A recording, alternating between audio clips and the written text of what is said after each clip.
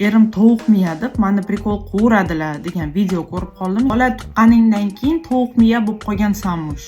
Shu payt o'zing qanaqa paydo bo'lgansan desak bo'lardi-yu. Lekin biologiya bunga qanaqa javob berishini ko'raylik. Xullas, inson miyasida seraya veshество bo'ladi. O'sha seraya veshество ma'lumotni protsess qilish, qarorlar qabul qilish, xotira va muskullarni kontroli uchun javob beradi. Va har tug'ruqdan keyin ayollar 5% gacha o'sha seraya veshествоni yo'qotadi. Va butun umr davomida o'sha yo'qotgan 5% seraya veshествоni oxirigacha tiklay olmaydi. Lekin bu yomon degani emas.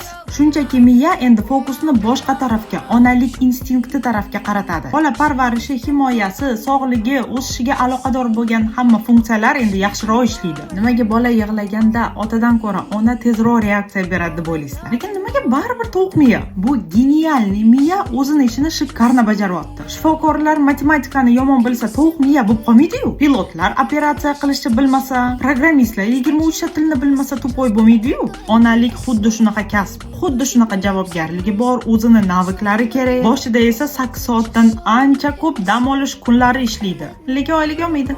Shunga homiladorligiga xursand bo'lib video oladigan ayollarni obsirrat qilishdan oldin seraya veshествоni ishlatib ko'ring. Bu go'zal ayol dunyoga yangi hayot olib keladi. Sog'ligidan, vaqtidan va boshqa resurslardan kechib. Вообще demanglar. Ayollarni shaxsiy videolarini olib obsirrat qilish eng urotskiy trend menimcha.